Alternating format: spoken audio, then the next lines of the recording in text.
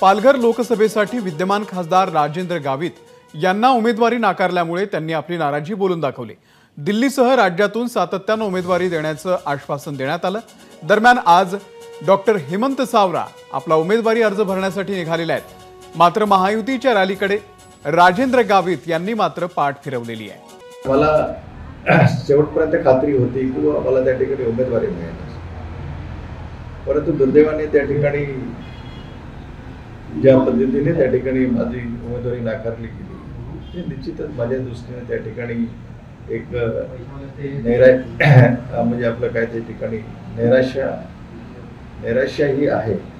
एक महायुतीचा या ठिकाणी खासदार म्हणून या ठिकाणी मी आपल्या सगळ्या कार्यकर्त्यांना आव्हान मी या ठिकाणी केलेलं आहे की आपण महायुतीच्या उमेदवाराला त्या ठिकाणी आपण निवडून आणलं।